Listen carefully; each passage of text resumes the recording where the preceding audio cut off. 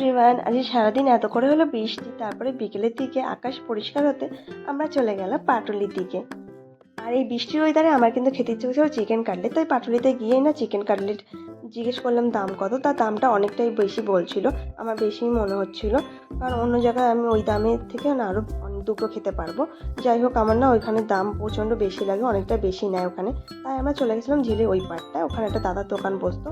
তো গিয়ে দেখলাম না ওখানে দাদাটা বসেনি, তারপর আমরা ওই থেকে লাস্ট মাথার দিকে গিয়ে দেখা যাক ওখানে একটা দোকান বসে। আমি এটা ফোনে দেখছিলাম ভিডিওতে, তো একদম লাস্ট মাথায় হাঁটতে হাঁটতে চলে যাই। ভাবলাম পাবো কি না, তো ভাবলাম তা যাই হোক হাঁটাতে হবে গিয়ে। তো চলে গেলাম লাস্ট মাথার দিকে, গিয়ে দেখি না সত্যি একটা দাদার দোকান দেখলাম, কিন্তু ওই দাদাটা না অন্য একটা দাদা। তো যাই হোক, আমরা ফার্স্টে ফুচকা খেয়ে নিয়েছিলাম, তারপরে এখান থেকে অর্ডার দিয়ে দিলাম একটা চিকেন কাটলেট আর একটা চিকেন কবিরাজি। তো দুটোর দাম পড়েছিল দুটো মিলিয়ে 120 টাকা। তাই দেখো, এই একই সেম দামে আমরা কিন্তু দুটো খাবার পেয়ে গেছিলাম দু রকমের।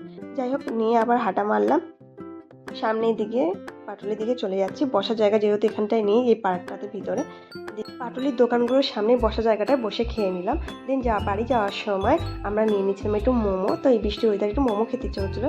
তাই ব্লগটা এই পর্যন্ত। ব্লগটা কেমন লাগলো অবশ্যই কমেন্ট করে জানাতে বলো না। দেখাবে নেক্সট কোনো ব্লগে। তখন সবাই ভালো থেকো, সুস্থ থেকো, love you, tata, bye by.